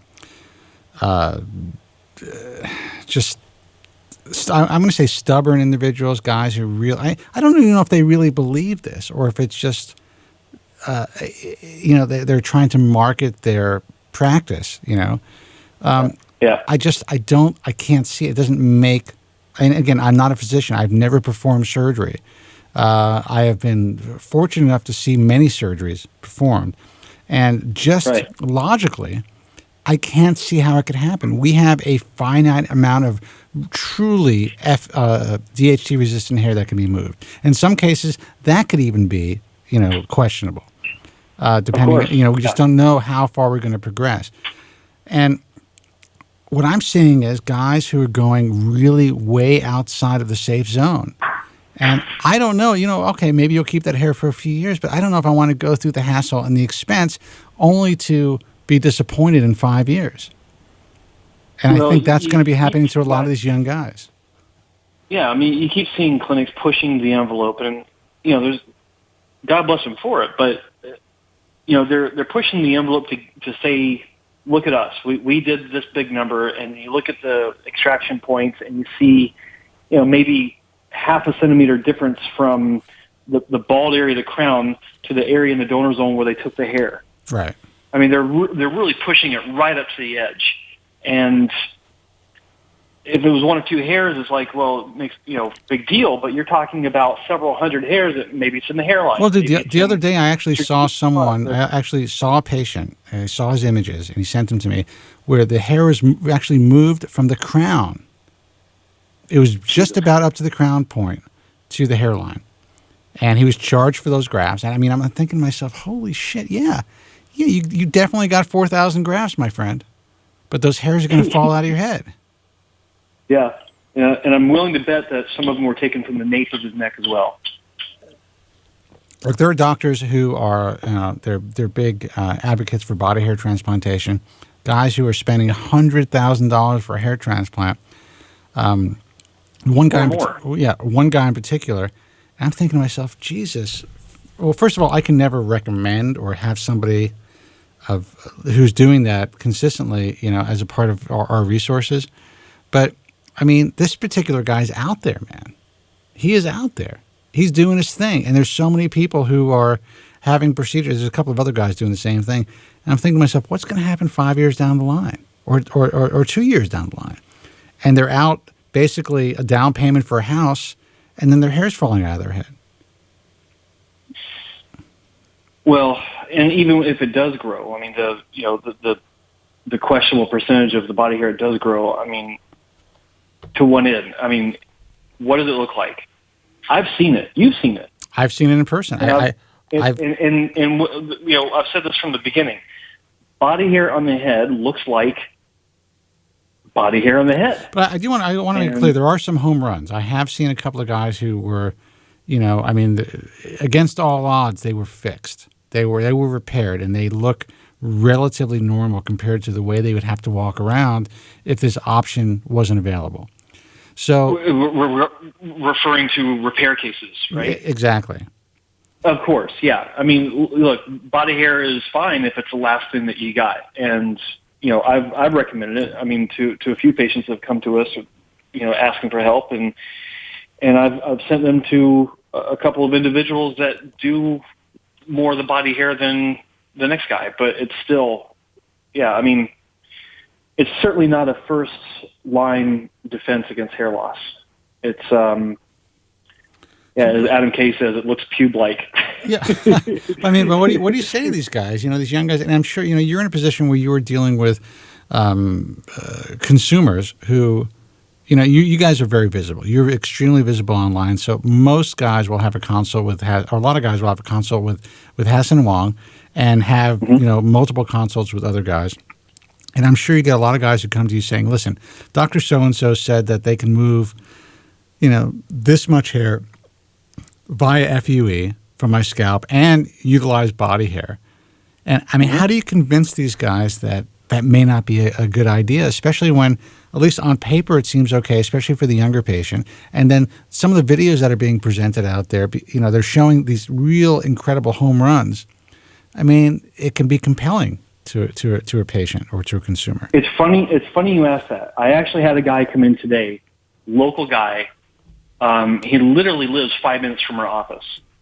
And he came in today, and I did the consultation. I normally don't do the consultations in the office, but we were really busy, and they needed my help, so I jumped in, and I talked to this guy, and he was a Norwood 6. Donor hair was average. Laxity was average. An average candidate. We could get 4,000 to the front, the back is bald, maybe do a light dusting in a second procedure, yada, yada, yada. Right. But he was asking specifically about body hair. He said, I've got a lot of body hair. I could really use it gone, and it would be great to use my head. I said, you know what? Let's look at body hair. So I went online, and I pulled up the top videos for body hair. Right. And those that include the scalp and body hair hybrids, if you will. Right. And I said, now look at these, and we got this giant monitor in the office, and then I pulled up another window, not just our videos, but I pulled up videos of Ron Shapiro. Right. I pulled up a couple of videos from Hussein, Dr. Rahal. Right. And I said, these are head hair cases. 1 surgery, 2 surgery, 3 surgeries, but it's all head hair. You tell me what you'd rather have. And he looked at me, and he's just like, okay. Of course. He was just like, I have no interest in body hair now. Well, he goes, this doesn't look like something I'd want on my head. You know what I also find with like the dense packed body hair cases that I'm seeing a lot more of them, and a lot of them coming out of California. There's a kind of almost like a long-lasting red hue that just stays on the scalp. And I don't know if that's just the basic technique that some of these doctors are using, or if it's just that there's not enough hair shaft diameter that's covering that redness for a while, or whatever. It just seems I know what you're talking about. And Yeah. I can tell you exactly what that comes from. Yeah. That comes from the scalp being turned to hamburger during the procedure. That's what it is, yeah. That's exactly what it is. And a lot of times it just doesn't go away, especially on the pasty white guys like myself. I mean, right. It just would not go away if my head was ever done. So like basically, that. And to go back to your original question, another thing I say is, I got plenty of body hair, and if I utilized all that on my head, I would have the closest thing to a full head of hair that a Norwood 6 could ever have, and I have not done that. So if I could do it, why would I recommend so? If I'm not going to do it, why do I recommend someone else to do it? Yeah, I mean, if I had to rely on my body hair, I'd be like Homer Simpson. So just would not work for me. I'm like a 10-year-old Swedish boy. But that's my issue. But yeah, listen, I know, and I've been doing this for a long time, dude. And believe me, when Ray Woods initially came on the program back in '99, and we talked about body hair transplantation, and I saw his patient who appeared to have a pretty good result from chest hair transplant, and Ray was claiming that the chest hair would eventually took on the hair characteristics of the scalp hair, and he kind of at least anecdotally or visually proved it by showing that the length of this guy's hair is very long. I remember that guy. Yeah, it was kind of blondish gray hair. Yeah, This older guy. so that was really impressive, and I initially believed that, and maybe in some cases that's the truth, but I have not seen that consistently. And what I have seen is it does a lot of times. Body hair looks like pubes on your scalp, and if that's all you have to work with as far as if you're a repair patient, then thank God that's available. But as a first line of attack, I actually had that done. I told you that Dr. Wong did a couple of experiments on me back when body hair was starting to gain some traction. And it's like, hell, let's see what there is to it. So he pulled out the punch, and they did some chest hair extractions on me. And I can confirm that the chest hair that did grow, which is about 30%, are growing just as long as my head hairs. Oh, really? That's pretty awesome. Yep. Wow. That's true. So okay, so that's interesting to know. So what is how does this phenomenon occur? Did he explain it to you? Well, we think. Sorry, I got some berries here. Yeah. We think that there's maybe two factors that are influencing it. Number one, the increased blood flow that you have in the scalp area as opposed to the chest. Yeah. Because the scalp is the most vascular part of your body. That's true. That could have something to do with it. Simply, refer to it as like the Rogaine effect, right? All it does is increase the blood flow. The second reason why we think that might be is because we're finding out that the cells of the scalp actually have, they send out signals, when they're communicating with each other and telling the hairs to grow a certain way. Now that does fly kind of in the face of the theory of donor dominance. Right. But we're finding out that the theory of donor dominance is not, uniform across the board. And we don't think that it applies to body hair. That's pretty fascinating. That really is. So there is and again, this is relatively new to me as far as what I've seen, and I've seen guys who have had chest hair moved, back hair moved, and it doesn't. And maybe they're just cutting it, but at least from what they're telling me, it doesn't seem to grow, as robustly and as consistently as scalp hair. But if you can actually get that, I will agree with that. It doesn't. But if you can get that length, then I think in certain cases, if someone really knows what they're doing, then maybe the guys that are doing it consistently are getting the results that they're claiming. I don't know. Well, I think that there is a consistency issue, as well as with the growth and all the whole litany of other issues with consistency. But I've seen it myself. There's a video that you just mentioned with Dr. Woods, right? And I think it does happen for some guys. I'm not going to say it happens for everyone, and I'd say that's actually probably the minority. But for people to say that it doesn't happen is wrong, because it happened to me. Right. And, Dr. Wong could take every body hair or, every hair in my chest and midsection, and I'd probably have several thousand more grafts if approximately 35% grew. Right. But let me tell you something. It's not a pleasant experience going through that. I mean, you have to mess the area, and you got these punches and these holes all over your chest, and it has to heal, and it's a real pain in the ass. Well, let me ask you, how did your chest heal? Do you have any scars? Okay, the first time we did this in 2005-ish or 2006, I kind of joke around because some of the techs that did it are still working for us, and I kind of joke with them about them sitting on my chest with an ice pick. Right. Because it did leave scarring, and I kind of give them a hard time about it, just joking. Right.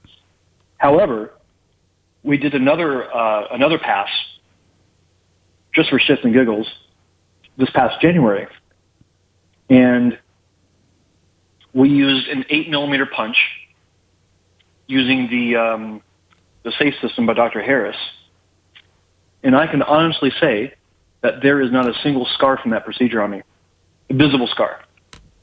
Wow. I cannot tell you how it grew because there's way too much hair, on top of my head now to actually isolate it and to quantify it, I was just lending my person for practice sake, because one of our technicians is extremely adept at this, and she wanted to have some drill time, so to speak. And but yeah, I mean, they healed up beautifully. Absolutely zero scarring on my chest that's visible. Well, and I've been out in the sun quite a bit this summer, and you just can't see it. Yeah, I know you've actually taken a little time off, which is great, because I did. Yeah, and it was fantastic. Well needed, dude.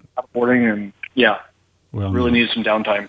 Well, look, man, I'm really happy you called. Every time you call, we have a great conversation, and I really think that it benefits a lot of our listeners and viewers. And I hope that, and we've spoken about this before, you get your shit together. I get you on video, and we can do some more shows together on Tuesday night. Well, I got to tell you, I got my microphone set up. I was missing the cable for it, and it's this badass little retro-looking USB microphone. Oh, nice. By Samson. It's pretty cool. And, I can plug in my headphones into the actual microphone so I can hear myself. And so... All right, so let's tell our listeners now. So maybe in 2 weeks when I'm back doing a live show, I'm traveling again this week, doing a live show, I'd love to have you on video, and we can get things rolling. You know what? Let's do it. All right, man. Well, listen, thanks for the call. Always a pleasure. Guys, check out Joe's website at Hair Transplant Mentor. Is that it? Mm-hmm. Yeah, that's it. Yeah, yep. .com. And of course, go ahead. I was going to say I'm about to add a new article about scalp micropigmentation, which is really taking off. It's pretty exciting. I'm pretty happy about it. All right. Well, you know what? Well, let's talk about that in 2 weeks when you're on. Okay. All right, sounds man. Good. Listen, thanks for the call. Okay, thanks, right, man. Good talking to you. All right, good talking to you as always. All right, take care. Bye. Joe Tillman, Hassan and Wong, the original hair transplant mentor. Check him out at hairtransplantmentor.com. And, he does get shit online because he works for, a hair transplant company. But these are the guys that saved his life, literally, changed his life, got him to the position that he's in today. And he is, a repair patient that was completely turned around. So if you're considering surgical hair restoration, honestly, that is a guy to listen to. He knows his shit. We're going to say goodnight to everybody. Let me say Joe's still there. Joe, man, thanks for being so patient. Well, you have other, I have to give time to other guests. I'm not selfish, Spencer. Well, I appreciate that. Well, please don't terminate me and make Joe your new sidekick. That would devastate me. No terminating, man. He's not. I don't think he's knowledgeable, but I don't think he's as entertaining as I am. Joe, you're never going anywhere, dude. You don't have to worry about that. But I did this job, man. It just keeps me going. I know you do. Listen. Thanks for the call. We'll talk soon. I just hope your father's doing well, man. I just want to say that. Well, I appreciate that. He's not doing well, but he's doing. He's still alive. You know what I mean? He's an old guy. He's been around for a long time, and we try to keep him as comfortable as possible, and hopefully he's. He has good days and not so great days. And I guess close by saying this, Spencer. You're a real mensch, which in English means a great human being, as you know. They don't come in any better than you, man. You're a great son, and I want to thank you. The millions of hair loss sufferers listening to this program. Thank you for keeping us alive, man. All right, dude. Well, listen, we appreciate you as well. Thanks a lot. I appreciate that. I'm going to pot you down. Guys, the website's thebaldtruth.com. If you want to check out archives of this broadcast and, of course, TBT UK segments, you can check out all of our stuff on thebaldtruth.com. If you want to interact with other hair loss sufferers, excuse me, other hair loss sufferers, you can check out our message forum, which, of course, is baldtruthtalk.com. If you want to learn more about hair loss and, just get the basic information. If you're new to the whole scene, you can check out the American Hair Loss Association website, which is americanhairloss.org. Until next time, I want you all to be strong. God bless. And honestly, thank you so much for listening. We will see you live in 2 weeks, but stay tuned for some really good recorded segments that we'll be putting up on thebaldtruth.com in the next couple of days. So thanks again. Take care. Thank you very much. I'm sorry for any inconvenience you may have been put to prior to the program. and I'm glad you enjoyed it. And if you could now leave by the exits at the rear, that'd be splendid. Thank you. Good night.